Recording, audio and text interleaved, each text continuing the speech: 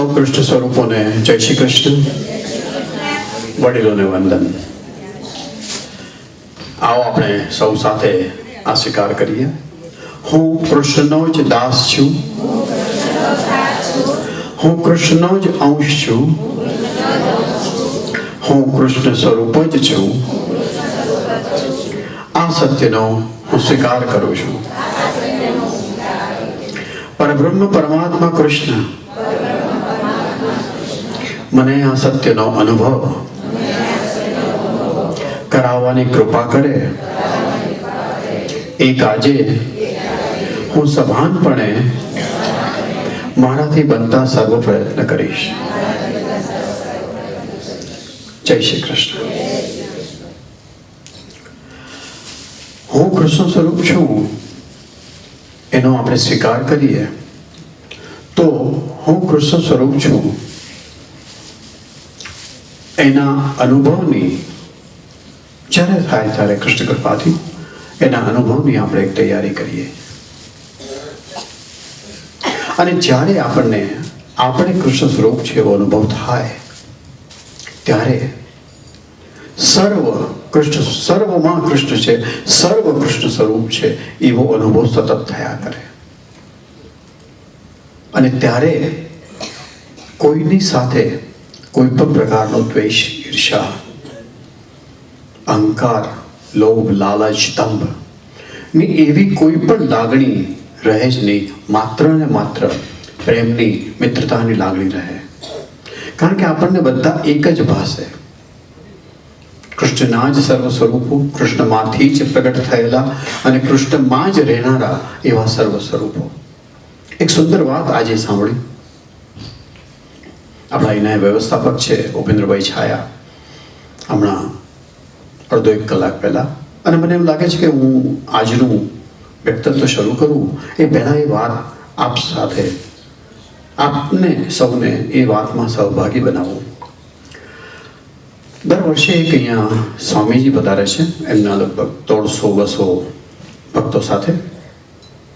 બધા જ પંજાબના હોય છે અને યુવા સ્વામી છે, 35-40ની આસપાસના. ગયા વર્ષે અહીંયા પધાર્યા હશે અને કદાચ ઓવર ધ વીકેન્ડ આવતા હશે, જરૂર શુક્ર શનિ રવિ એવી રીતે શિબિર જેવું કરતા હશે. તો એમાંના કોઈકે કદાચ ભૂલથી આપણા યમુના સરોવરમાં ડાયપર નાખ્યું. ગંદકી તો આથી આપણે, જેમ હું કહી ચૂક્યો છું એ પ્રમાણે, આપણે માટે, મોટાભાગના માટે આપણો કૃષ્ણ, આપણા શ્રીનાથજી ઉપર નિજ મંદિરમાં બિરાજે છે. આ સમગ્ર વ્રજમાં, આ વ્રજભૂમિમાં, બીજી તો વાત છોડીએ, પણ આ વ્રજભૂમિમાં આપણે ક્યાંય કચરો ફેંકતા કદાચ અચકાતા નથી. જો અચકાઈએ તો બહુ સારું, અને કચરો પડ્યો હોય તો ઉપાડી લઈએ તો એથી વધારે ઉત્તમ.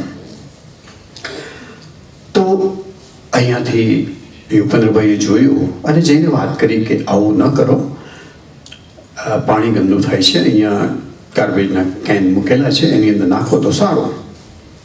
એ સ્વામીજીએ આ વાત જાણી. એમણે તરત એમના ભક્તો બધા જે હતા 150 ઉપરાંત એ બધાને ભેગા કર્યા. એક આ જે અપરાધ આપણાથી થયો છે, આ વ્રજભૂમિને હાનિ પહોંચાડવાનો, વ્રજભૂમિને ગંદુ કરવાનો, એનો ઉપાય એક જ છે, એનો પશ્ચાતાપ એક જ છે કે આપણે બધા મળી અને આ વ્રજભૂમિ સાફ કરીએ આખી. અને એ સાફ નહીં થાય ત્યાં સુધી હું મૌન ધારણ કરીશ અને જમીશ પણ નહીં. આવા ગુરુ એ સદગુરુ કહેવાય. અને યસ, એ 150 ઉપરાંત લોકો તરત મંડી પડ્યા. વ્રજભૂમિમાં ઘણા બધા કાંકરાઓ હતા, કચરો હતો, એ ઉપાડીને એક ઠેકાણે ભેગો કર્યો. ત્યારબાદ સ્વામીજી એનું નિરીક્ષણ કર્યું કે આ બરાબર થયું છે કે નહીં. ત્યાર પછી એમણે પોતે ચા બનાવી બધાને પીવડાવી અને પોતે પણ પીધી. બસ ગુરુ હોય તો આવા હોય કે જે પોતાના ભક્તોને સન્માર્ગે દોરે. આપણે જે વ્રજભૂમિની યાત્રા ભારત વર્ષમાં કરીએ છીએ ત્યાં આપણને કેટલી બધી ગંદકી જણાય છે, રાઈટ? તો આપણા ગુરુજનોને મારી એક વિનંતી છે કે જ્યારે જ્યારે પરિક્રમાનો પ્રસંગ ઊભો થાય ત્યારે વૈષ્ણવોને એ કહે કે આપણે કદાચ સમગ્ર વ્રજને ચોખ્ખું ન કરી શકીએ પણ એક નાનકડી શરૂઆત તો કરી શકીએ ને. અને આપણે બધાએ પણ વિચારવું જોઈએ કે ગુરુ કદાચ આપણને કહે નહીં કોઈ કારણસર, તો આપણે એ વિચારવું જોઈએ કે જ્યાં આપણે હોઈએ એ આપણા માટે તો વ્રજભૂમિ છે, કારણ કે આપણે પોતે કૃષ્ણ સ્વરૂપ છીએ, એનો સ્વીકાર કરીએ છીએ. તો શા માટે આપણે જ્યાં ઊભા હોઈએ ત્યાં કશું પણ કંઈ ગંદુ કરીએ? એ જગ્યા ગંદી કરવી એ પણ વાતાવરણને, પર્યાવરણને હાનિ પહોંચાડવારૂપ છે. અને જો આપણે કૃષ્ણ સ્વરૂપ હોઈએ તો શા માટે કોઈને હાનિ પહોંચાડીએ? બરાબર.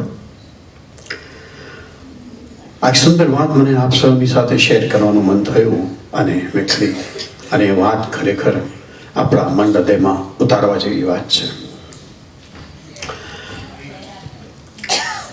શરૂ કરીએ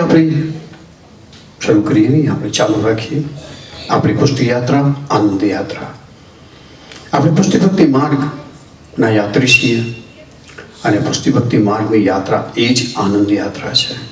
આનંદ કોઈ મંજિલ નથી, આ યાત્રા જ આનંદ બનવી જોઈએ. સેવા જેમ સાધ્ય, સેવા એ સાધન પણ છે અને સાધ્ય પણ છે, માર્ગ પણ છે અને મંજિલ પણ છે. સેવા જ આનંદ હોય, સેવામાંથી આનંદ પ્રાપ્ત કરવાનો ના હોય. આપણી આ પુષ્ટિ યાત્રા કે આપણી આનંદ યાત્રામાં આપણે જેમ વાત કરી ગયા એમ અવરોધરૂપ બે બાબત છે. આપણો અહંકાર, અને એ અહંકાર ઉપર ટકેલું આપણું મમત્વ, આપણો ઈગો, અને ઈગો ઉપર ટકેલી પોઝેસિવનેસ આપણી. એ બંને આપણા માટે નડતર રૂપ છે. અને એ નડતર રૂપ છે એનું સ્થાન, એનું નિવાસ સ્થાન ક્યાં છે? આપણા અંતઃકરણમાં છે. શ્રી મહાપ્રભુજી જ્યારે એમની પુષ્ટિ યાત્રામાં હતા, એમણે પણ એ યાત્રા કરી છે, અને એ યાત્રા પુષ્ટિ ભક્તિ માર્ગની યાત્રા કરી અને આપણને ઉપદેશા છે કે મેં જે યાત્રા કરી છે એ જ યાત્રા આપ બધા પણ કરી શકો છો. એ યાત્રા કરતા કરતા વૈષ્ણવના લાભાર્થે એમણે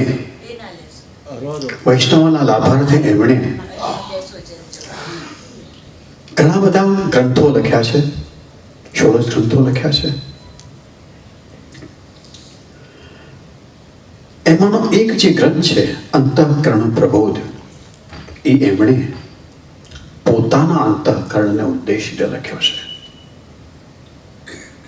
વિચાર કરો, શ્રી મહાપ્રભુજી કેટલી ઊંચી કક્ષાના ગુરુ હશે કે જેમને લાગ્યું કે એમણે પોતે પણ પોતાના અંતઃકરણને બોધ આપવાની જરૂર છે, ઉપદેશ આપવાની જરૂર છે. કદાચ એમણે વિચાર્યું હશે કે પોતાના અંતઃકરણે એટલે કે પોતે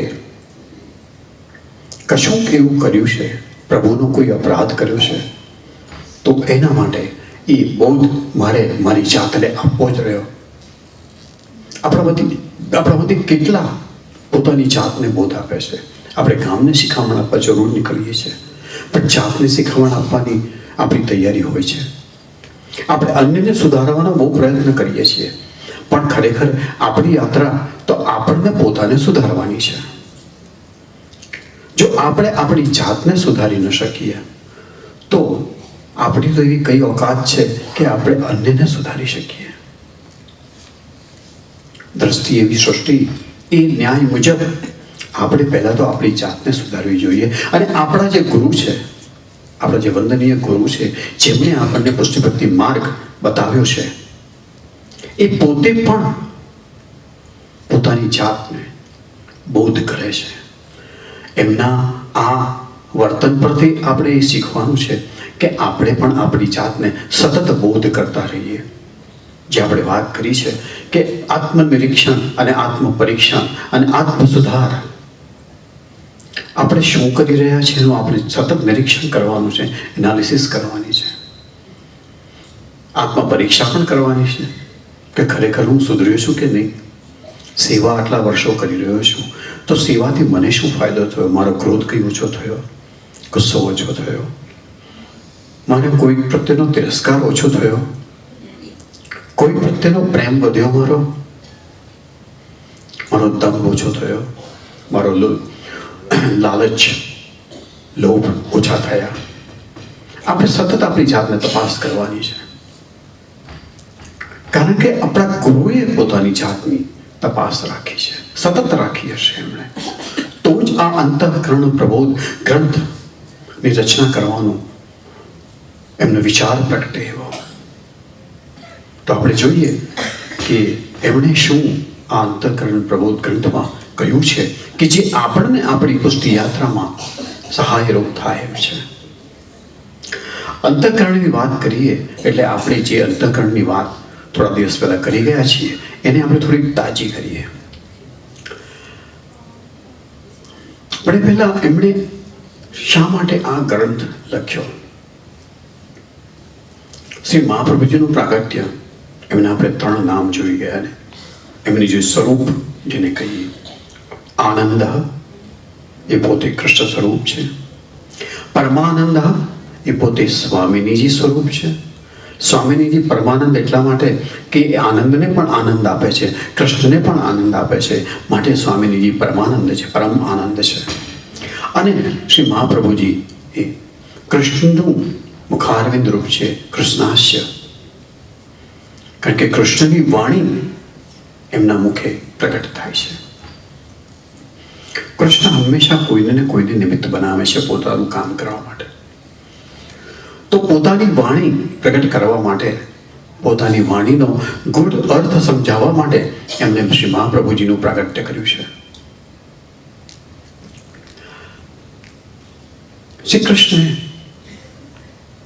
પોતાનામાંથી શ્રીમદ ભાગવતજી પ્રગટ કર્યા અને એનો અર્થ, ગૂઢ અર્થ સમજાવવા માટે, પોતાના ભક્તોને સમજાવવા માટે, વિશ્વને સમજાવવા માટે એમણે શ્રી મહાપ્રભુજીનું પ્રાગટ્ય કર્યું. શ્રી મહાપ્રભુજીએ પોતાના જીવન દરમિયાન શ્રીમદ ભાગવતના ત્યાર સુધી અને ત્યાર પછી ક્યારેય નહીં થયેલા એવા અર્થ પ્રગટ કર્યા છે. એમના તત્વાર્થ નિબંધ નામના ગ્રંથમાં એમણે ભાગવતજીના 7 પ્રકારે અર્થ કર્યા છે,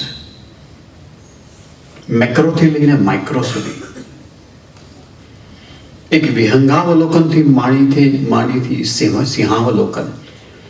વિહંગાવલોકન એટલે જેવી રીતે પક્ષી ઉડે અને ઉપરથી જુએ તેની વિશાળતા ખ્યાલ આવે, અને સિંહાવલોકન એ સિંહ નીચે હોય અને સિંહ બહુ ઝીણવટથી જુએ. તો વિહંગાવલોકન એમનું જે ભાગવતજીના 4 પ્રકારે અર્થ કર્યા તત્વાર્થ નિબંધમાં, શાસ્ત્રાર્થ, શ્રીમદ ભાગવત એક મહાપુરાણ છે, તો એ આખું એક શાસ્ત્ર છે, તો શાસ્ત્રાર્થ કર્યું. પછી એની અંદર 12 સ્કંદ છે, તો દરેક સ્કંદના અર્થ કર્યા. એ સ્કંદને પ્રકરણમાં વહેંચેલા છે, તો દરેક પ્રકરણના અર્થ કર્યા. અને પછી દરેક સ્કંદમાં અધ્યાય છે, દરેક અધ્યાયના અર્થ કર્યા કે કહેવા શું માંગે છે. શ્રીમદ ભાગવતજી વાંચીએ ત્યારે આ ભાગવતાર્થ પ્રકરણ, તત્વાર્થ નિબંધનું એ વાંચવાની જરૂર છે આપણે. તો ભાગવતજીના અર્થ આપણા મન હૃદયમાં સ્થિર થાય. એ ભાગવતજીની યાત્રા કરવી સૌ વૈષ્ણવો માટે અગત્યની છે. જેવી રીતે શ્રીમદ ભગવદ્ ગીતાનો અભ્યાસ જરૂરી છે, એવી રીતે શ્રીમદ ભાગવતનો અભ્યાસ પણ જરૂરી છે. બની શકે કે એ અર્થો આપણી બુદ્ધિમાં જલ્દી ન ઉતરે, પણ એનો અર્થ એવો નહીં કે પ્રયત્ન આપણે કરવાનો નહીં. ભગવદ્ ગીતા અને શ્રીમદ ભાગવત, બીજા કોઈ ગ્રંથોનો જો અભ્યાસ ન થઈ શકે તો આ 2 ગ્રંથોનો અભ્યાસ તો કરવો જરૂરી છે, 16 ગ્રંથોની સાથે સાથે. જીવન આપણું અનંત નથી, પણ જીવન એટલું તો લાંબુ છે કે આટલું તો કરી શકીએ આપણે. માત્ર સેવા ન કરીએ, સેવા ઉપરાંત આ ભગવદ્ ગીતા, શ્રીમદ ભાગવત અને 16 ગ્રંથનો અભ્યાસ કરીએ, ખાલી વાંચન નહીં, ખાલી રટણ નહીં, અભ્યાસ. સુબોધનીજીમાં 3 પ્રકારે અર્થ કર્યો.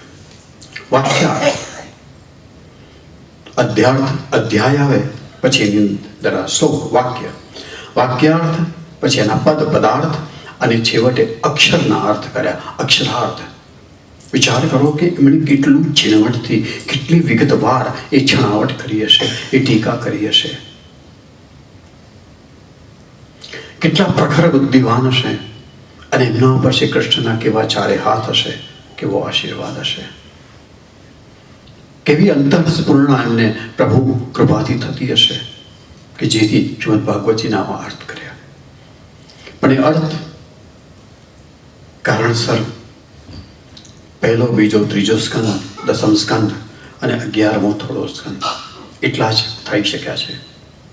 કારણ કે એમને 2 વાર આજ્ઞા મળી. 2 વાર આજ્ઞા મળી પ્રભુએ એમને કરી કે હવે મારી પાસે પાછા પધારો, પાછા આવો. પહેલી 2 આજ્ઞા એમણે માની નહીં કે નહીં, હજુ આ ભાગવતજીના ગુઢાર્થ પ્રકટ કરવાના બાકી છે. પણ જ્યારે ત્રીજી આજ્ઞા થઈ ત્યારે એમને લાગ્યું કે આ ભાગવતજીના અર્થ પ્રકટ કરવાનો મોહ મારે છોડવો જોઈએ અને મારે મારા સ્વામીની આજ્ઞા માનવી જોઈએ. જ્યારે ત્રીજી આજ્ઞા થઈ ત્યારે એમણે પોતાના અંતઃકરણને બોધ કર્યો કે તું પ્રભુનું કયું માન. આવો આપણે અંતઃકરણ શું છે એ વાત કરી અને પછી અંતઃકરણ પ્રબોધની વાત કરીએ. અંતઃકરણ આપણે આ વાત કરી ચૂક્યા છીએ, પણ થોડી તાજી કરી લઈએ. આપણી 5 જ્ઞાનેન્દ્રિય છે: આંખ, કાન, નાક, જીભ અને ત્વચા, ચામડી. એ 5 જ્ઞાનેન્દ્રિય છે અને 5 કર્મેન્દ્રિય છે: હાથ, પગ, જીભ, સર્જન અને ઉત્સર્જન. શરીરમાંથી જે કચરો બહાર નીકળે છે એ ઉત્સર્જન. અને સર્જન એટલે આપણા થકી જે સર્જન થાય છે સંતાનોનું, એ. તો આ 5 જ્ઞાનેન્દ્રિય છે, એના દ્વારા આપણને જગતમાં જે કંઈ પદાર્થોમાંથી જે ઇનપુટ મળે છે, કંઈ સ્ટિમ્યુલાઈ જેને કહેવાય, અંદર આવે છે અને એ મનને પહોંચાડે છે. આ 5 ઇન્દ્રિયો એ એમની રીતે કશું સમજી નથી શકતી. એ ખાલી ઇનપુટ ડિવાઇસીસ છે, જેને કહેવાય કે એ બહારનું કંઈક અંદર મોકલે છે, જે અનુભવ પણ હોઈ શકે કોઈ પણ. એ મનને મોકલે છે. મનમાં હંમેશા લાગણીઓ ઉત્પન્ન થાય છે. આપણે લાગણીની વાત કરીએ ત્યારે આપણે હૃદય પર હાથ મૂકીએ છીએ, પણ હૃદયની ખરેખર મન. અને એવું નથી કે મન, બુદ્ધિ, ચિત્ત ને અહંકાર અહીંયા છે. એ જે સ્તર છે આપણા આખા અસ્તિત્વમાં છે, આખા શરીરમાં છે. તો મનની પાસે તો કશું સંગ્રહાયેલું રહેતું નથી. મન ચંચળ છે, કોન્સ્ટન્ટલી વાઇબ્રેટિંગ. તો મન આ જે ઇનપુટ આવ્યો અંદર, જે આવ્યું અંદર, એને બુદ્ધિ પાસે મોકલે છે. બુદ્ધિમાં બધી ઇમ્પ્રેશન્સ સંગ્રહાયેલી છે. કંઈક આપણે જોયું હોય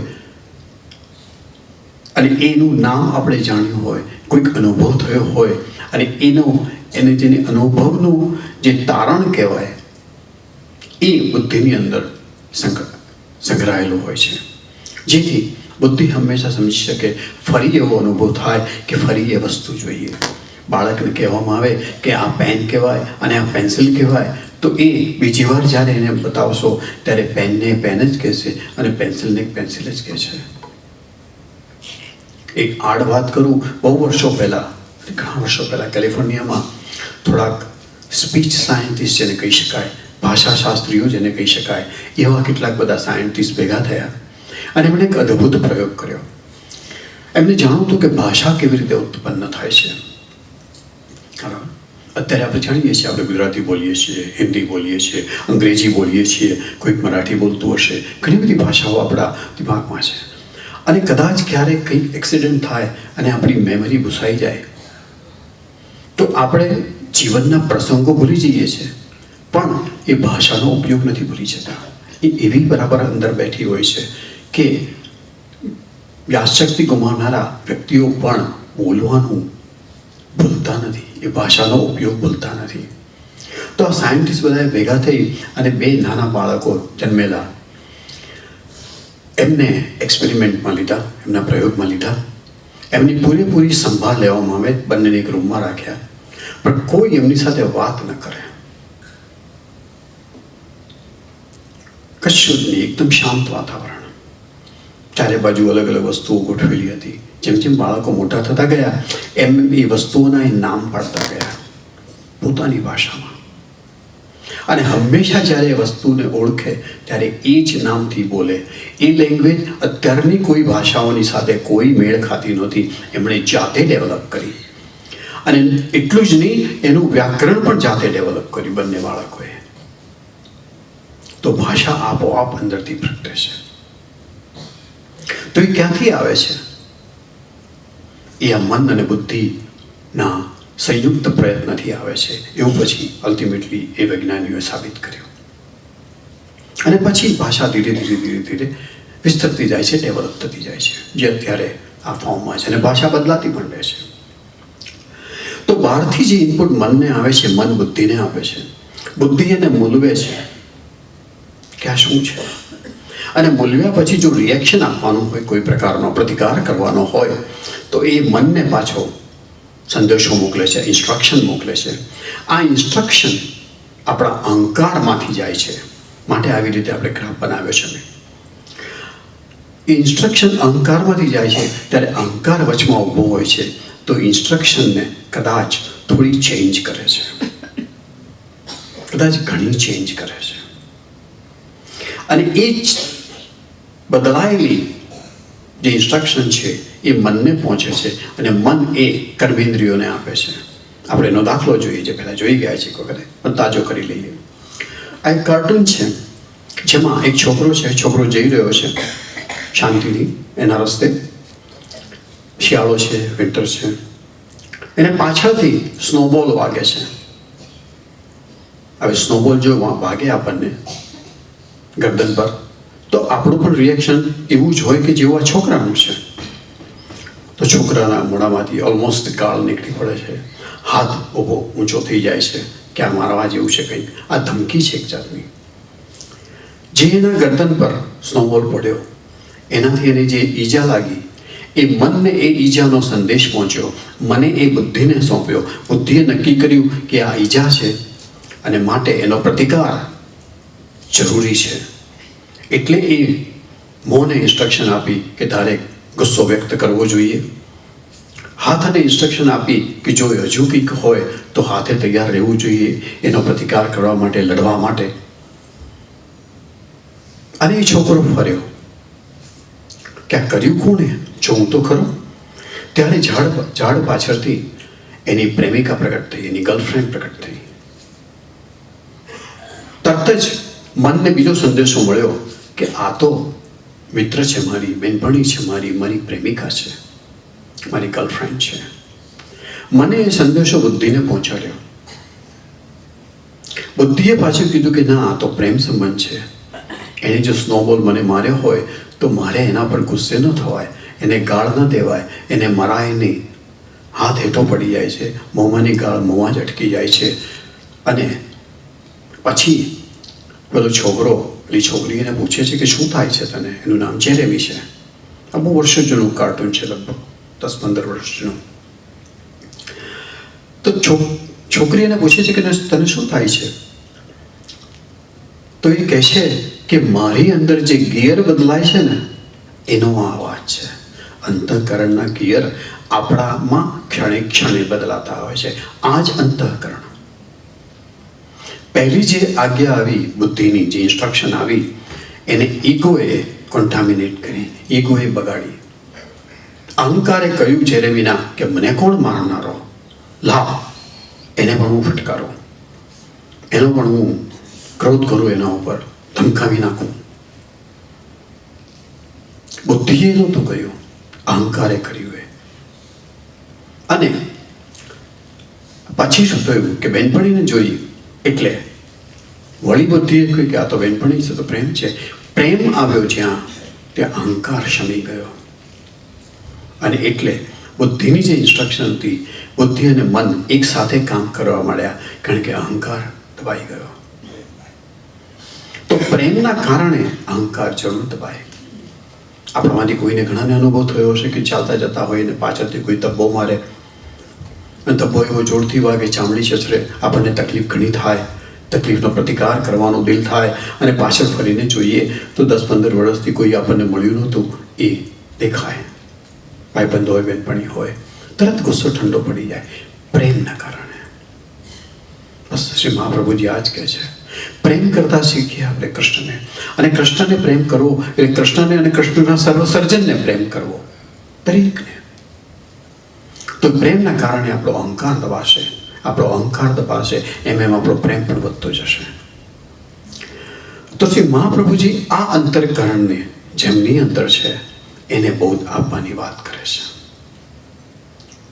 તો જ્યારે ત્રીજી આજ્ઞા થઈ ત્યારે એમણે આ અંતઃકરણ પ્રબોધ ગ્રંથની રચના કરી પોતાની જાતને માટે. જે આજે આપણે પણ એ અંતઃકરણ પ્રબોધ ગ્રંથમાંથી કંઈક શીખવાનું છે, કંઈક નહીં ઘણું શીખવાનું છે.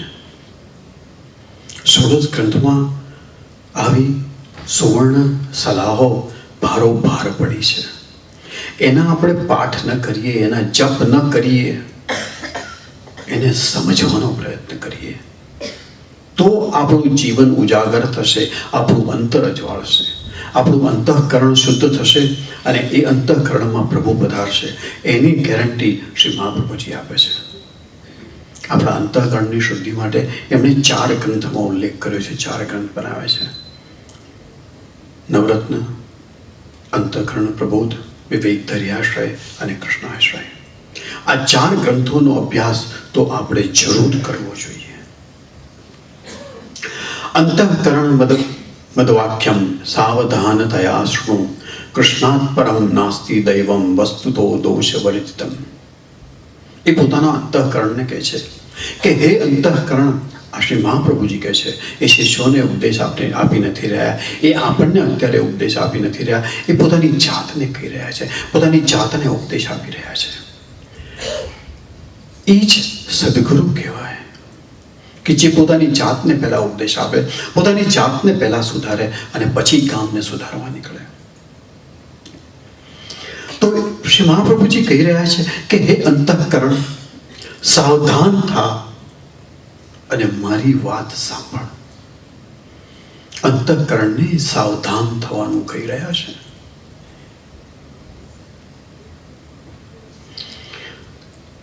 તો જ અંતઃકરણનું ધ્યાન બીજે ક્યાંય દોરવાયું હોય તો શ્રી મહાપ્રભુજીની વાત પ્રત્યે દોરાય.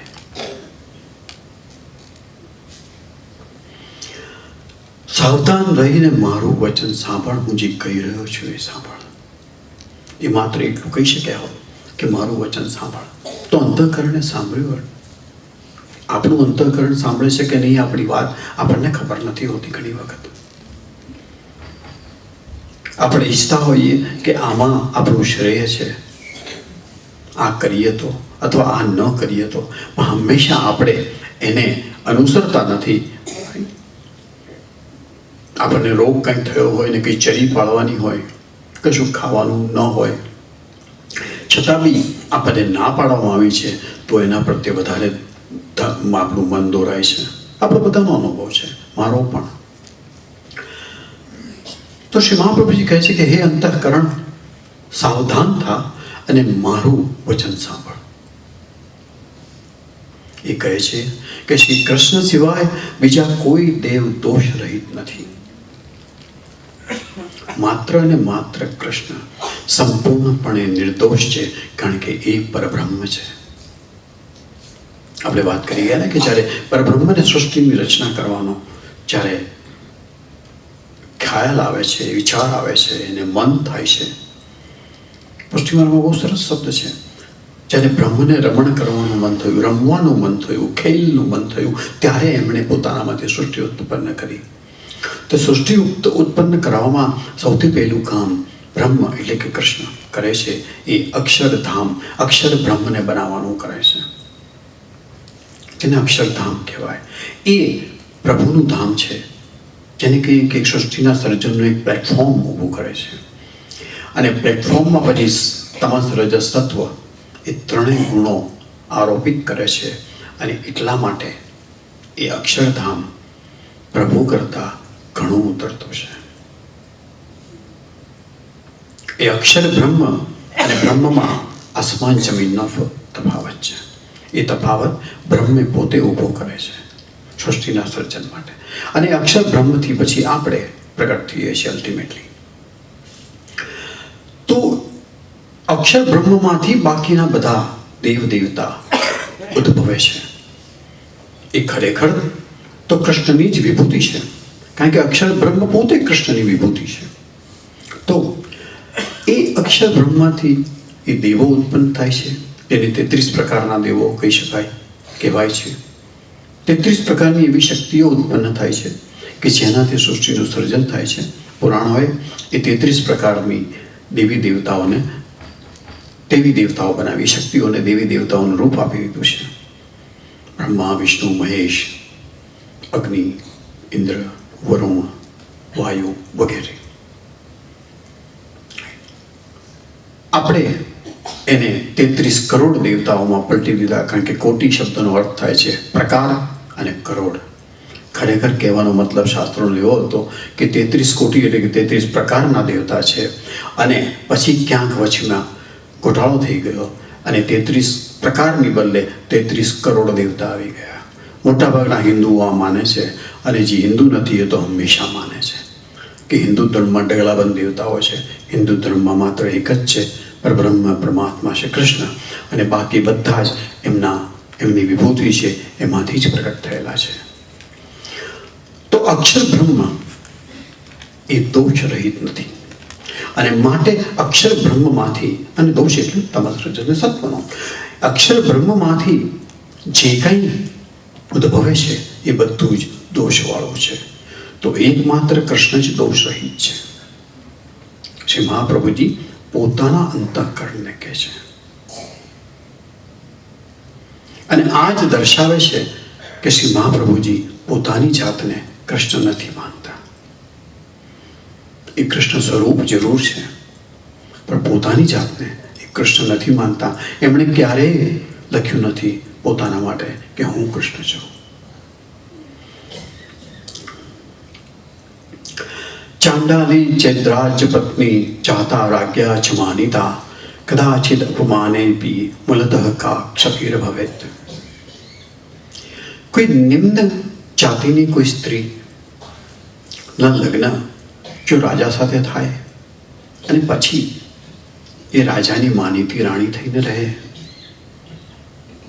તો એનું સદભાગ્ય છે, એનું બહુ ઉચ્ચ ભાગ્ય છે. એ નિમ્ન જાતિની સ્ત્રી જેને આપણામાં કહેવાય છે રાજાને ગમી એ રાણી અને છાણા વીણતી હાણી, તો કોઈ છાણા વીણતી સ્ત્રીને રાજા પોતાની રાણી બનાવી શકે છે? કારણ કે રાજા પસંદગી કરે છે, એ સ્ત્રી પસંદગી નથી કરતી. તો રાજા જ્યારે પસંદગી કરે છે ત્યારે કોઈ પણ સ્ત્રી એ રાણી બની જાય છે, માનને લાયક બની જાય છે સર્વ માટે. અને પાછી આ તો રાજાની માનીતી રાણી બને છે. હવે ક્યારેક એવું બને કે રાજા એ માનીતી રાણીનું અપમાન કરે, તો એ અપમાન કરે તો રાણીએ કોઈ પ્રકારનો અફસોસ કરવાની જરૂર નથી, ખરાબ લગાડવાની જરૂર નથી, પોતે અધમ છે એવું અનુભવવાની જરૂર નથી, કારણ કે એનું રાણીપણું તો જતું નથી. એ પહેલા શું હતી અને હવે શું છે, તો પછી એને ખરાબ ન જ લાગવું જોઈએ. શ્રી મહાપ્રભુજી આ વાત પોતાના માટે કહે છે અને વૈષ્ણવો માટે કહે છે કે શ્રી કૃષ્ણએ મારું વર્ણન કર્યું છે. આપણા પુષ્ટિ માર્ગમાં બહુ સરસ શબ્દ છે કે આપણે પુષ્ટિ ભક્તિ માર્ગના યાત્રી કેવી રીતે થઈ શકીએ. તો કૃષ્ણ આપણું વર્ણન કરે છે. વર્ણન એટલે પસંદગી. કૃષ્ણએ આપણી પસંદગી કરી છે, માટે આપણે આ માર્ગના યાત્રી છીએ. બહુ બહુ સુંદર વાત છે આ. આપણે આપણી જાતે અહીંયા આવ્યા નથી, આપણી પસંદગી કરવામાં આવી છે. Think about it. કૃષ્ણ જો આપણી પસંદગી કરે અને કહે કે વૈષ્ણવ, મેં તારી પસંદગી કરી છે, અને કહ્યું એમણે, માટે આપણે આ માર્ગ પર ચાલતા થયા છીએ. અને કૃષ્ણ રાહ જોઈને બેઠા છે કે આ માર્ગ પર ચાલતો ચાલતો આ વૈષ્ણવ મારા સુધી ક્યારે પહોંચશે. આપણા દરેકમાં એ સંભાવના છે, પોસિબિલિટી છે. શ્રી મહાપ્રભુજીએ એ ગેરંટી આપી છે કે એમણે કહેલા માર્ગે જો આપણે બરાબર ચાલીશું, નિષ્ઠાથી ચાલીશું, શ્રદ્ધાથી ચાલીશું, તો જરૂર જરૂર એક દિવસે, ભલે એ દિવસ આ જન્મમાં ના આવે, કોઈ બીજા અન્ય જન્મમાં આવે, 10-20 જન્મ પછી આવે, એની કોઈ ગેરંટી નથી, પરંતુ આપણે પહોંચીશું જરૂર ત્યાં કૃષ્ણ પાસે, કૃષ્ણના પ્રેમનો અનુભવ લેવા માટે, કૃષ્ણના એ ભગવદ રસમાં ભીંજાવા માટે આપણે જરૂર પહોંચીશું. તો પોતાના માટે કહેશે કે કૃષ્ણએ જ્યારે મારું વર્ણન કર્યું ત્યારે તો હું એક રાણી સમાન થયો, કૃષ્ણનો માનીતો ભક્ત થયો. હવે કૃષ્ણ મને પાછો બોલાવે છે તો હું એનો અફસોસ શા માટે કરું? હું એને મારું અપમાન નથી ગણતો, મારે એને મારું અપમાન ન ગણવું જોઈએ. મારું કાર્ય અધૂરું રહી જશે તો શું થશે એવી ચિંતા પણ મારે ન કરવી જોઈએ. કારણ કે જેણે મને પ્રગટ કર્યો છે, જેણે મારી પસંદગી કરી છે, જેણે મારું વર્ણન કર્યું છે, એ જ મને આજે પાછો બોલાવી રહ્યો છે. તો મારી ફરજ બને છે કે હું પાછો જાઉં. શ્રી મહાપ્રભુજી પોતાની જાતને બનાવી રહ્યા છે, પોતાના અંતઃકરણને બનાવી રહ્યા છે, પોતાનું મન અને બુદ્ધિ એક સબળ કરી રહ્યા છે કે નહીં, આ જે કામ મેં સ્વીકાર્યું છે એ કદાચ ન થાય, મારા માટે મારા સ્વામીની આજ્ઞા એ શિરોધાર્ય છે. વિચાર કરો, આપણા ગુરુ જો આ વિચારી શકતા હોય, આ પોતાની જાતને કહી શકતા હોય, તો આપણે તો સતત કહેતા રહેવું જોઈએ કે હે કૃષ્ણ, હું તારી આજ્ઞા પ્રમાણે જ ચાલીશ, મારી સર્વ ઈચ્છાઓને હું તારી ઈચ્છામાં જ મેળવી દઈશ, મારી શરણાગતિ તું સ્વીકાર, હું હંમેશા તારી શરણે રહીશ. શ્રી કૃષ્ણ શરણનો મનો જાપ હંમેશા સતત રટણ થયા રહેવું જોઈએ. સેવા કરીએ કે ન કરીએ, આ તો થવું જ જોઈએ કોઈ પણ સંજોગોમાં. અને થઈ શકે છે. We are all good at multitasking. આપણે એક સાથે અનેક કામ કરી શકતા હોઈએ છીએ, એની અંદર આ પણ એક ઉમેરી દઈએ તો કૃષ્ણ આપણી સાથે જ છે.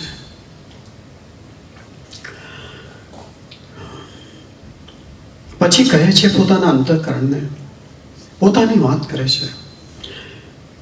સમર્પણાદહં પૂર્વમત્તમ કિમ સદા સ્થિતઃ કા મમાદમતા ભાવ્યા પશ્ચાતાપો યતો ભવેત.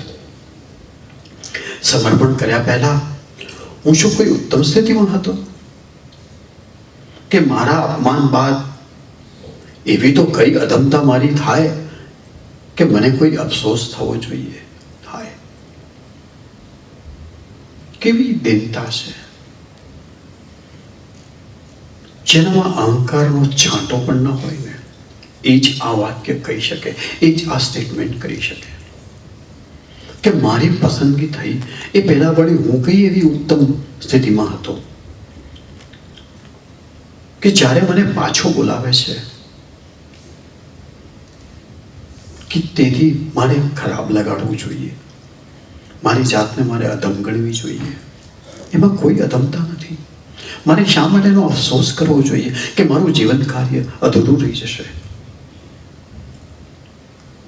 જેણે મારી પસંદગી કરી છે, જેણે મારું વર્ણન કર્યું છે, એ મને પાછો બોલાવે તો મારી ફરજ છે કે મારે પાછા જવું જ જોઈએ.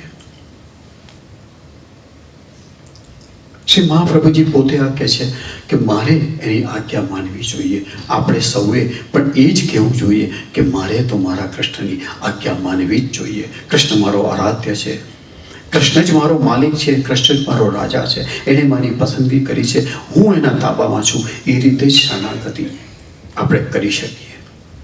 એ શરણાગતિ સિદ્ધ થાય કે નહીં એ તો કૃષ્ણના હાથ પર આધાર છે.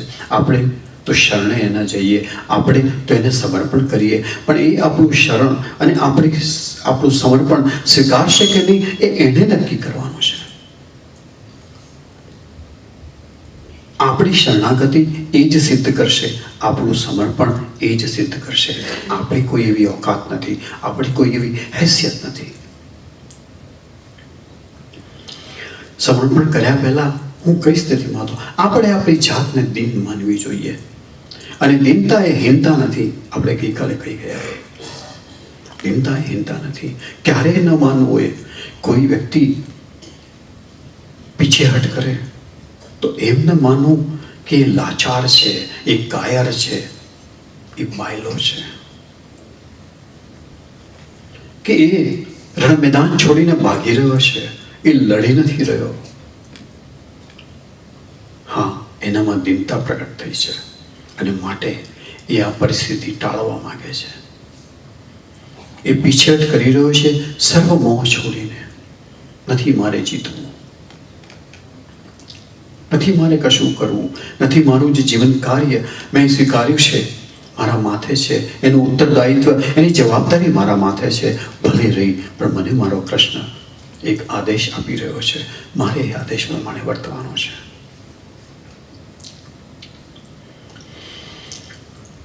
સત્ય સંકલ્પ તો વિષ્ણુ નાન્યથા વિષ્ણુર નાન્યથા તું કરીષ્યતિ આજ્ઞૈવ કાર્ય સતતમ સ્વામી દ્રોહ અન્યથા ભવેત. સત્ય સંકલ્પ વાળા વિષ્ણુ પોતે ધાર્યા પ્રમાણે જ કરશે. આપણે આગળ જોઈ ગયા ને કે કૃષ્ણ હંમેશા પોતાની ઈચ્છાથી જ કરે છે. કજીશમ વિધિચ્છાત કરીષ્યતિ, પોતાની ઈચ્છા પ્રમાણે જ કરે છે, આપણી ઈચ્છા પ્રમાણે નહીં. એ પોતાનું ધાર્યું જ કરે છે. આપણે વિચાર્યું કે આપણે પૂર્વમાં જઈશું, એ આપણને પશ્ચિમમાં ટસડી જાય ને આપણે કશું કરી શકતા નથી. આપણા જીવનમાં જે કંઈ હલચલ ચાલતી હોય એમાં આપણે જે કંઈ પ્રયત્ન કરતા હોઈએ એ પ્રયત્નને એનું બળ મળે તો સફળ થાય, બાકી ન થાય. બાકી જો એણે આપણા માટે કંઈ એવું વિચાર્યું હોય તો આપણને એમ લાગે કે આજે આપણી એ હાર છે, પણ એ હારમાં કદાચ આપણું શ્રેય હોય.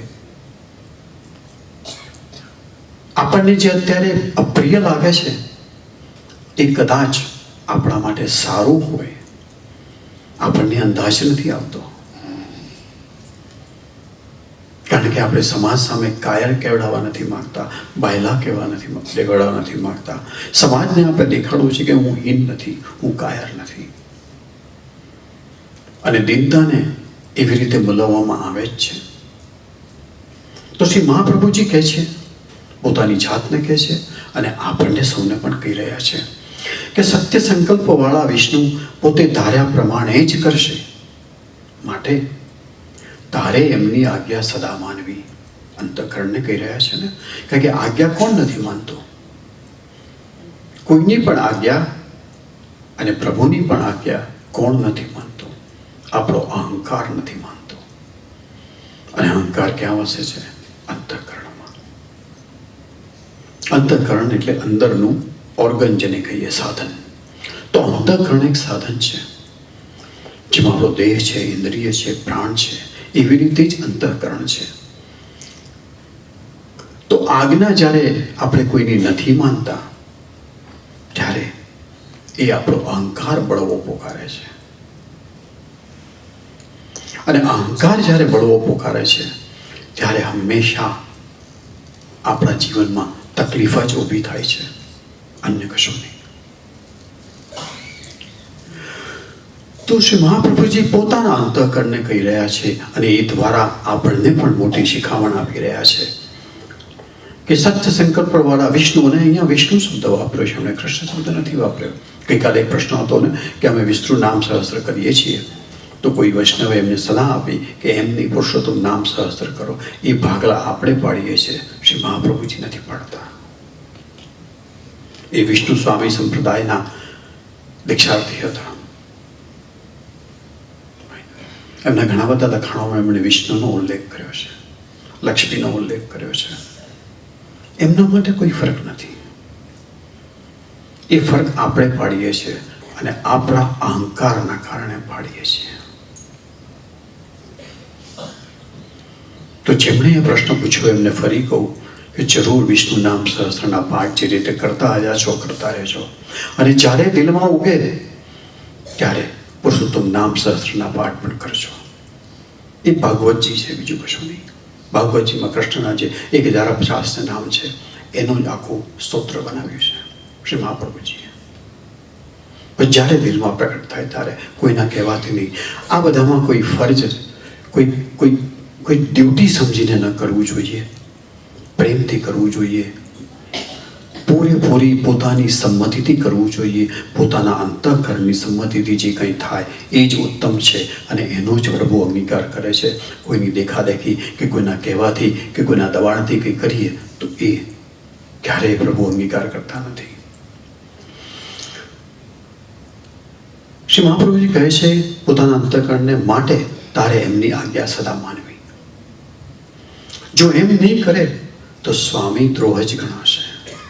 હું સેવક છું, એ સ્વામી છે. પણ એક વાર કહું કે મહાપ્રભુજીએ ક્યાંય કહ્યું નથી કે પોતે કૃષ્ણ છે. એમણે પોતાને કૃષ્ણનો દાસ જ માન્યા છે પોતાની જાતને. પછી આપણે એમને કૃષ્ણ કહીએ તો જુદી વાત છે. ઘણા બધા વૈષ્ણવ માને છે કે શ્રી વલ્લભ એ કૃષ્ણ જ છે. શ્રી વલ્લભ પોતે એવું નથી માનતા. એમણે ક્યાંય કહ્યું નથી. એમણે પોતાની જાતને કૃષ્ણના દાસ તરીકે જ ઓળખાવી છે. હંમેશા પોતાની જાતને કૃષ્ણના સેવક તરીકે જ ઓળખાવી છે એમના ગ્રંથોમાં હંમેશા. જો એમ નહીં કરે તો સ્વામી દ્રોહ જ ગણાશે. એ પોતાના અંતઃકરણને પણ સમજાવે છે અને આપણને પણ કહે છે. આપણને પણ કહે છે કે જો તું શ્રી કૃષ્ણ શરણમ મમ કહી ને પોતાનું શરણ કૃષ્ણના ચરણે શરણ લે છે તો પછી એમની આજ્ઞા કેમ ન માને? તો અને એમની આજ્ઞા માનવી જોઈએ, કારણ કે એક જ દોષ રહિત દેવ છે, અન્ય કોઈ દોષ રહિત નથી. એ જ માત્ર નિર્દોષ છે અને એની પ્રતિ જો આપણે જવાનું હોય તો આપણે પણ નિર્દોષ થઈને જ પહોંચવાનું છે. આપણે દોષિત હોઈશું એ સ્વીકાર કરે છે, પણ એ યાત્રામાં આપણે એ દોષિત આપણા જે દોષ છે એ ધીરે ધીરે ધીરે દૂર કરવાના છે. એનો પ્રયત્ન આપણે કરવાનો છે. સેવકસ્ય તું ધર્મોયમ સ્વામી સ્વસ્ય કરિષ્યતિ આજ્ઞાપૂર્વ તુ યા જાતા ગંગા સાગર સંગમે યાપી પશ્ચાન મધુવને ન કૃતમ તત્વયમ મયા દેહ દેશ પરિત્યાગ ત્રુતિથિયો લોક ગોચર. સેવકનો ધર્મ છે સ્વામીની આજ્ઞા માનવાનો. પછી સ્વામી શું કરશે એ જોવાનો આપણો ધર્મ નથી, સેવકનો ધર્મ નથી.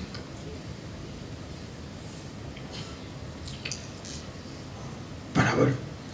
ગીતામાં પણ કહ્યું છે ને કૃષ્ણે કે તારો અધિકાર એક કર્તવ્યનો છે. કર્મણ્યેવાધિકાર હસ્તે મહાફલેષુ કદાચન. તારો અધિકાર એ અર્જુનને કહે છે ને અર્જુનની મારફત આપણને કહે છે.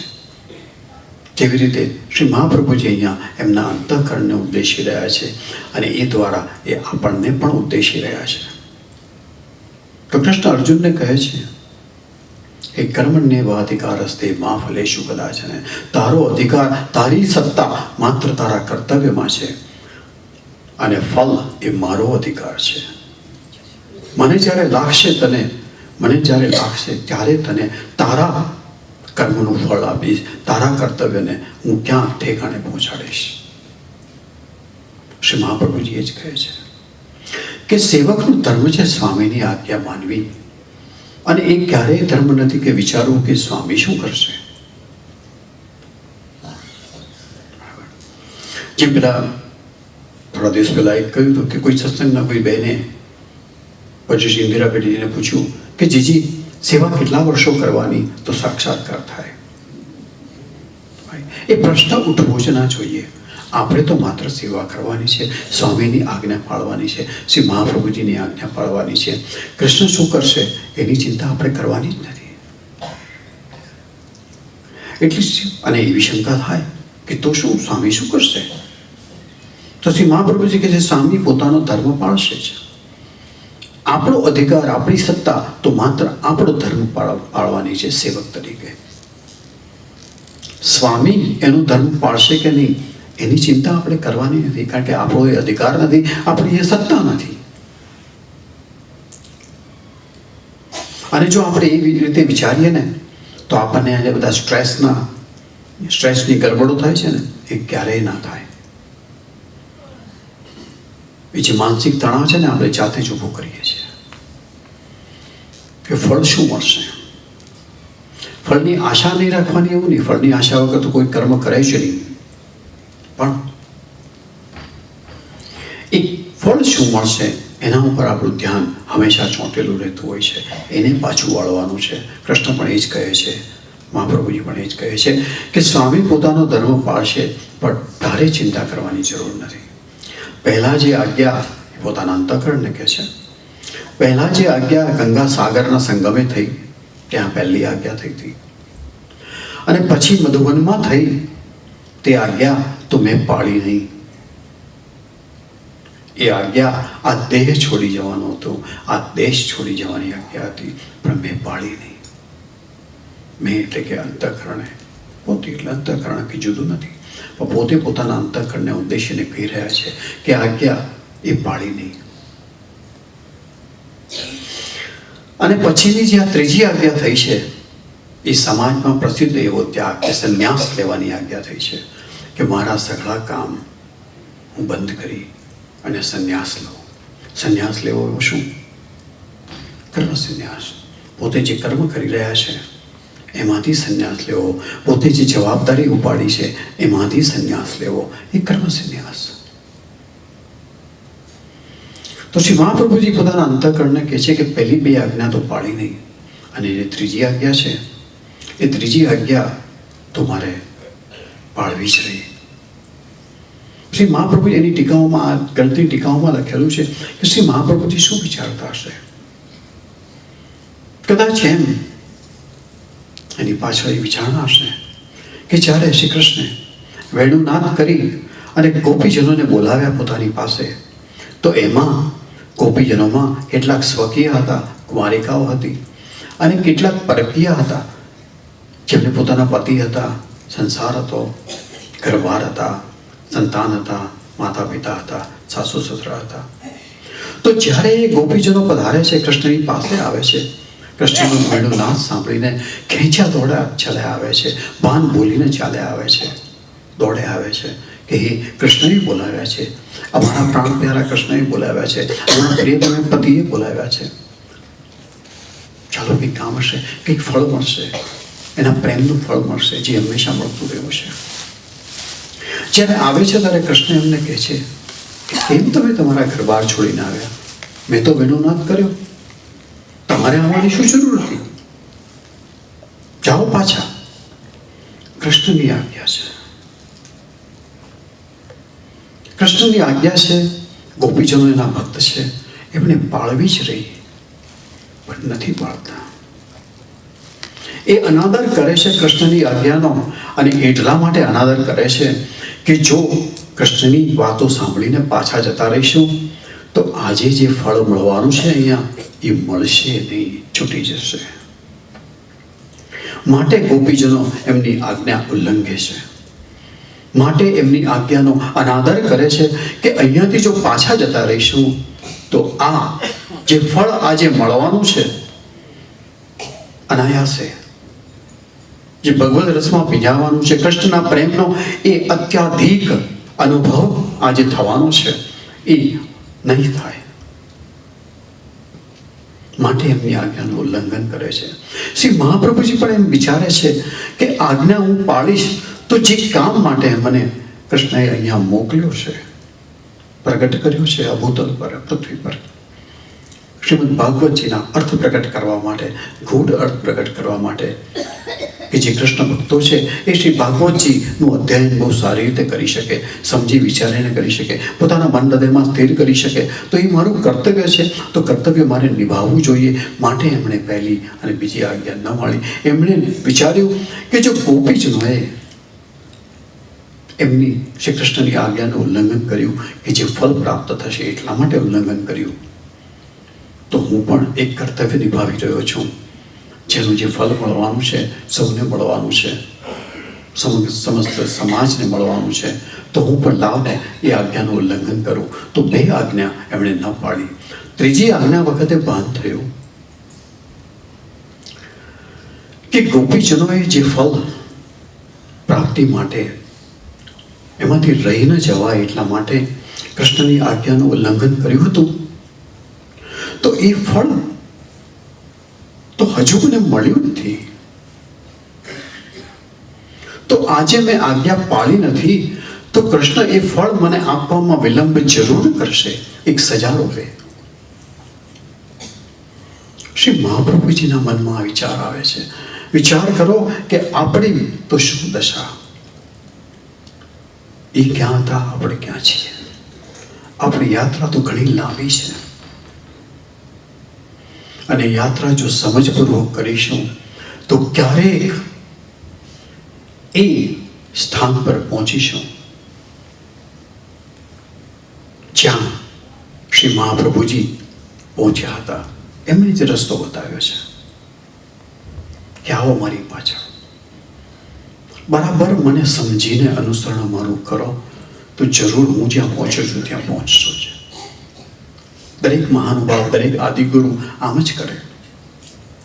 તો શ્રી મહાપ્રભુજીએ પણ એવું જ કર્યું છે કે બે આજ્ઞા એમને પાળી નહીં. એમને લાગ્યું કે ગોપીજનોએ ઉલ્લંઘન કર્યું હતું, પણ ત્રીજી આજ્ઞા વખતે એમને લાગ્યું કે ના, એ મારી ભૂલ હતી. ગોપીજનોએ જે ફળ માટે શ્રી કૃષ્ણની આજ્ઞા ઉલ્લંઘી હતી, એ મારાથી આજ્ઞા એ ઉલ્લંઘાય નહીં, કારણ કે પછી મને ફળ મળવામાં વિલંબ થશે, તો કૃષ્ણ મને સજા આપશે. તો માટે મારે આ ત્રીજી આજ્ઞા પાળવી જ રહી, કારણ કે કૃષ્ણ એક જ દોષ રહી દેવ છે. કૃષ્ણ જ મારા સ્વામી છે, અને સ્વામીની આજ્ઞાનું ઉલ્લંઘન મારાથી થાય જ નહીં, કારણ કે હું સેવક છું.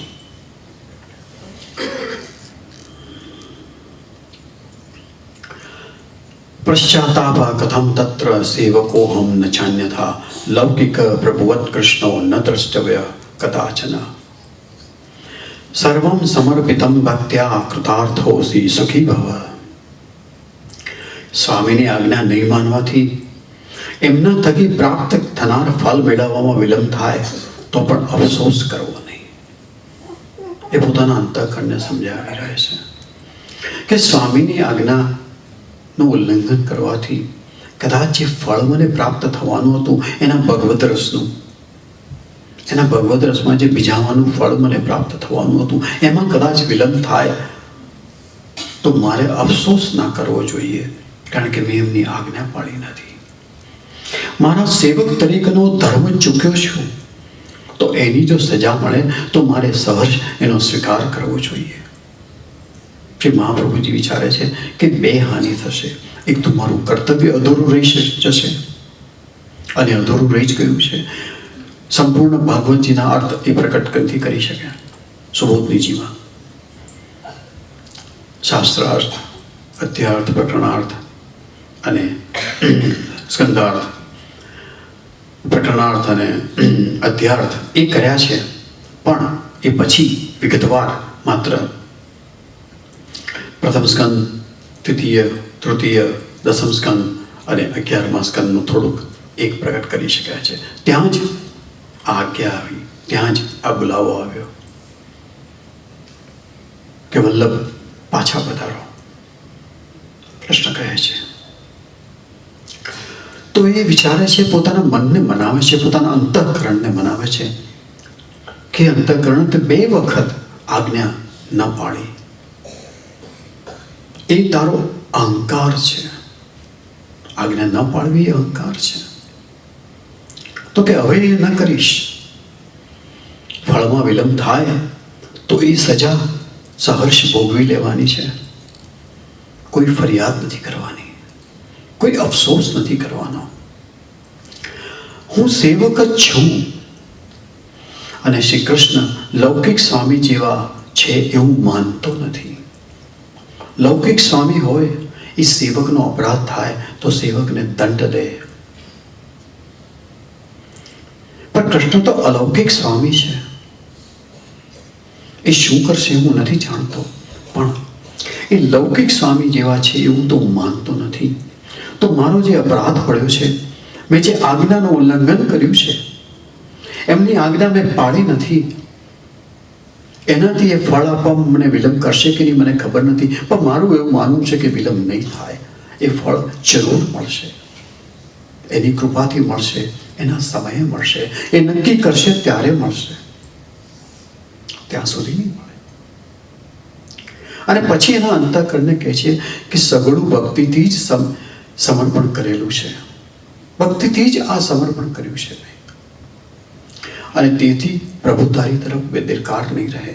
આ સમર્પણ મેં કોઈ હારી થાકીને નથી કર્યું. હું હારેલો છું, થાકેલો છું, માટે પ્રભુ હું તારા શરણે છું. દુઃખથી ઘેરાયેલો છું, માટે પ્રભુ તારા હું શરણે છું. એવું નથી કર્યું. મેં સહજ શરણ સ્વીકાર્યું છે પ્રભુનું, પૂરેપૂરી ભક્તિથી સ્વીકાર્યું છે, પૂરેપૂરા પ્રેમ અને શ્રદ્ધાથી અને નિષ્ઠાથી એ શરણને સ્વીકાર્યું છે.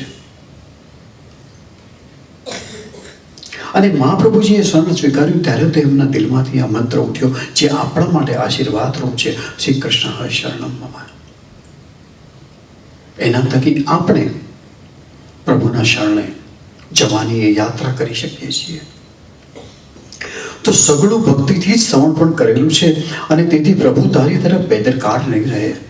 કોઈ હારી થાકીને કદાચ પ્રભુ પાસે જાય તો પ્રભુ કદાચ એની તરફ બેદરકાર રહે કે તું હારી થાકીને આવ્યો છે. પરંતુ સહર્ષ કોઈ જાય તો પ્રભુ પણ વિચારે કે ના, આ મને સમજીને મારી પાસે આવ્યો છે, મને પ્રેમ કરે છે માટે મારી પાસે આવ્યો છે, મારા શરણે આવ્યો છે. હું શું છું એ સમજીને વિચારીને મારું શરણ એણે સ્વીકાર્યું છે, તો મારે એની તરફ બેદરકાર જરાય ન રહેવાય. શ્રી મહાપ્રભુજી પોતાના અંતઃકરણને કહે છે કે ચિંતા ન કર. અને અંતઃકરણને એટલે મન, બુદ્ધિ, ચિત્ત, અહંકાર ચારેને કહે છે કે ચિંતા ન કર, પ્રભુ બેદરકાર નહીં રહે. એ એમને જે ફળ આપવાનું છે એમાં વિલંબ નહીં કરે. તું કૃતાર્થ છે, સુખી થા. પ્રભુની તારા ઉપર અમી દ્રષ્ટિ છે, પ્રભુની તારા ઉપર પ્રેમ દ્રષ્ટિ છે, પ્રભુની તારા ઉપર કૃપા દ્રષ્ટિ છે. તું કૃતાર્થ છે, સુખી થા, ચિંતા ન કર. ફળ તો મળશે જ, એની કૃપાથી મળશે, એમાં વિલંબ નહીં થાય. કેવું સરસ રીતે શ્રી મહાપ્રભુજી પોતાના અંતઃકરણને મનાવી રહ્યા છે. આ શ્રી મહાપ્રભુજીની કૃપા છે કે એમણે એમ ગ્રંથ લખ્યો છે પોતાના અંતઃકરણને મનાવતો, જે ગ્રંથ આપણે સમજીને આપણા મન હૃદયમાં સ્થિર કરી આપણે આપણા અંતઃકરણને મનાવી શકીએ છીએ કે મારો તો સેવક ધર્મ છે, સ્વામીની સેવા કરવાનો, કૃષ્ણની સેવા કરવાનો. કૃષ્ણ જ ફળ આપશે. અને જો મારું શરણાગતિ, જો મારું સમર્પણ એ જો સહર્ષ હશે, સ્વીકારેલું હશે મેં કે મારે કરવાનું છે, હારેલો છું, થાકેલો છું માટે નહીં, પણ પૂરા પ્રેમથી, પૂરા હર્ષથી, પૂરા આનંદથી હું એ સમર્પણ કરું છું, એવી શરણાગતિ સ્વીકારું છું, તો પ્રભુ ક્યારેય આપણી તરફ બેદરકાર નહીં રહે. એની ગેરંટી શ્રી મહાપ્રભુજી આપે છે. પ્રવડાભી દ્વૈતા યદ્વત સ્નેહાંત પ્રેષ્યતે વરે તથા દેહે ન કર્તવ્યમ વરસ્તુ શક્તિ નાન્યથા. મને સંસ્કૃત વાંચવામાં થોડી તકલીફ પડે છે, વંચાતું નથી. જેવી રીતે મહાપ્રભુજી વડે એક દાખલો આપે છે, જેવી રીતે પેલો રાણી ન આપે એવી રીતે, કે જેવી રીતે પુખ્ત વયની દીકરીને, પરણાવેલી દીકરીને જે હજુ પતિગૃહે ગઈ નથી, અહીં જમાનાની વાત છે જ્યારે નાની ઉંમરમાં લગ્ન થતા હતા, અને પછી 14-15 વર્ષે જ્યારે એ પુખ્ત ઉંમરની થાય ત્યારે એ દીકરીને સાસરે વળાવતા હતા. હા, એમાં માતા પિતાનું હૈયું જરૂર ભાંગી જતું હતું, પરંતુ એ જવાબદારી નિભાવતા હતા. તો એ પરંપરાનો દાખલો લઈ અને શ્રી મહાપ્રભુજી કહે છે કે જેવી રીતે પુખ્ત વયની દીકરીને પોતાના સ્નેહના કારણે માતા પિતા પતિગૃહે મોકલવામાં આવતી નથી, પતિગૃહે મોકલતા નથી, એને એવું દેહના વિષયમાં કરવું ના જોઈએ. આ દેહ ઉપર આપણી કેટલી બધી પ્રીતિ છે, આ ઇન્દ્રિયો ઉપર આપણી કેટલી બધી પ્રીતિ છે કે આપણને દેહાધ્યાસ છે, ઇન્દ્રિયાધ્યાસ છે, પ્રાણાધ્યાસ છે, અંતઃકરણાધ્યાસ છે. આપણે આ દેહને જ આપણી આઈડેન્ટિટી માનીએ છીએ, આપણો પરિચય માનીએ છીએ કે દેહ મટી જશે પછી આપણે ગયા, આપણું કોઈ અસ્તિત્વ નહીં રહે. શ્રી મહાપ્રભુજી પોતાના અંતઃકરણને કહે છે કે એવું ન માનવું, આ દેહ પર એટલી પ્રીતિ તો ન કરીએ કે એને પતિગૃહે ન મોકલીએ, એને કૃષ્ણના ચરણોમાં ના મોકલીએ, એને કૃષ્ણના ધામમાં ના મોકલીએ, એને જવા દેવો જોઈએ, એના પરનો મોહ છોડી દેવો જોઈએ. આ ઉત્તમ સલાહ છે આપણા માટે. એમણે પોતાની જાતને આપી છે, પણ એ સલાહ આપણા માટે છે કે આ દેહનો મોહ છોડી દેવો જોઈએ. બસ જ્યારે પ્રભુ લઈ લે ત્યારે ઠીક છે. મૃત્યુનો કોઈ ભય ન રાખવો જોઈએ, કારણ કે મૃત્યુના કારણે આપણો પરિચય પતી નથી જતો, અટકી નથી જતો. આ જીવનમાં આપણે જે કંઈ કર્યું છે આધ્યાત્મિક માર્ગે, એ સગળું આપણી સાથે જ આવવાનું છે. આપણો અંતરાત્મા, આત્મા અને અંતઃકરણ એ આ દેહ છોડીને બીજા દેહમાં પ્રવેશશે, એ ત્રણેય સાથે જ જશે. આપણા શાસ્ત્રો એ કહે છે. તો આપણું કરેલું ક્યારેય નિષ્ફળ નથી જતું. તો શ્રી મહાપ્રભુજી પોતાના અંતઃકરણને કહે છે કે દેહનો એવો મોહ ન રાખો જેવો માતા પિતાને પોતાની પુખ્ત વયની દીકરી માટે હોય છે, અને એને પતિગૃહે વળાવતા નથી. આથી પતિ પણ ખિન્ન થાય છે, પ્રસન્ન નથી રહેતો. તો આપણે જો દેહનો મોહ રાખીશું તો કૃષ્ણ પણ પ્રસન્ન નહીં રહે આપણા ઉપર. એ નો જ્યારે બોલાવો આવે ત્યારે જવું જ જોઈએ. આ શ્રી મહાપ્રભુજીને પોતાને શ્રી કૃષ્ણની આજ્ઞા આવી છે કે હવે પાછો વળ. એમણે જ એમને પ્રગટ કર્યા છે અને હવે કહે છે કે પાછા વળો. તો શ્રી મહાપ્રભુજી 2 આજ્ઞા ન પાડી, 2 વખત ઝૂમ્યા, ના હમણાં નહીં. પરંતુ ત્રીજી વાળે એમને થયું કે આ ફરી એકવાર આજ્ઞા આવી છે, મારી ફરજ બને છે, હવે સ્વામીનો દ્રોહ ન થાય, ન કરવો જોઈએ. એટલે નક્કી કરે છે કે હવે જાઉં.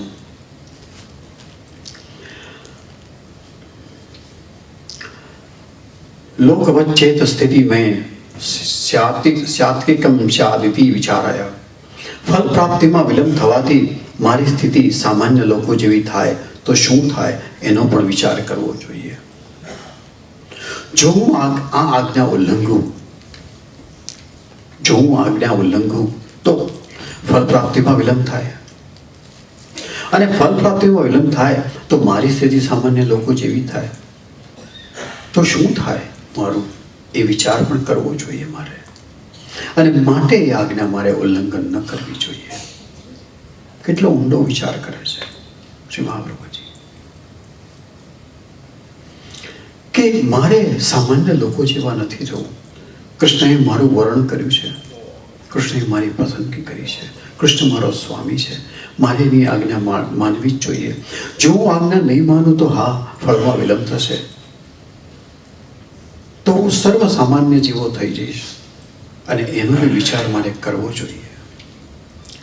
અશક્ય હરિરે વારિત મોહમ માગાહા કથવચન. અશક્ય વિષયમાં હરિ જ કાર્ય સાધનાર છે, માટે કોઈ પણ પ્રકારે મોહ પામીશ નહીં. આ દેહનો મોહ છોડવો એ અઘરો છે.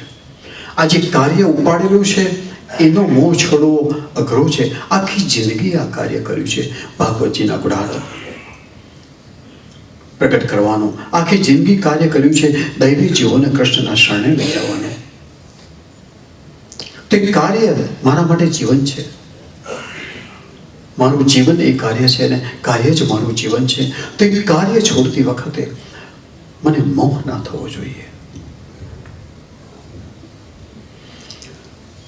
અને જો એ મોહ ન છૂટે તો એક ધરપત રાખવી જોઈએ કે અશક્ય વિષયમાં હરિ જ કાર્ય સાધનારા છે, એ પોતે જ કરશે. આ અશક્ય કાર્ય છે, કાર્યનો મોહ છોડવો, પોતાના જીવન કાર્યનો મોહ છોડવો એ અશક્ય બાબત છે, જલ્દી છૂટતી નથી. અને માટે જ મહાપ્રભુજી કહે છે કે એ ચિંતા ન છોડ, પ્રભુનું શરણ લે, કૃષ્ણનું શરણ લે. અશક્ય કાર્ય છે એ કૃષ્ણ જ પાર પાડશે તારા માટે. તો બીજા કોઈ પણ પ્રકારે મોહ પામીશ નહીં. અને છેલ્લે આ બધી સલાહ પોતાના અંતઃકરણને અને એ મારફતે વૈષ્ણવોને આપી અને પોતે છેલ્લા વાક્યમાં કહે છે, ઇતિ શ્રી કૃષ્ણદાસસ્ય વલ્લભસ્ય હિતમ વચઃ. આવા ચિત્તમ પ્રતિ યદા કર્ણ્યમ ભક્તો નિશ્ચિંતતા વ્રજેત. એવું શ્રી કૃષ્ણના દાસ વલ્લભનું ચિત્તને હિત કરનારનું વચન છે. અને ચિત્ત પોતાનું અને આપણા સર્વનું. એમના પર કૃષ્ણની કૃપા છે, આપણા ઉપર શ્રી કૃષ્ણ અને શ્રી વલ્લભની કૃપા છે. તો જરૂર એમના વચનો આપણા ચિત્તને પણ હિત કરનારા રહેશે. તો જે સારી રીતે સાંભળીને ભક્ત નિશ્ચિંતતા પ્રાપ્ત કરે છે, તો આપણે અંતઃકરણ પ્રબોધના વચનો સારી રીતે સાંભળીને, સારી રીતે સમજીને આપણા મન હૃદયમાં જો સ્થિર કરીશું તો જરૂર ને જરૂર આપણી કોઈ પણ પ્રકારની ચિંતા દૂર થશે. આપણે નિશ્ચિંત બનીશું, કારણ કે આપણે આપણો ભાર શ્રી કૃષ્ણ ઉપર મૂકીએ છીએ.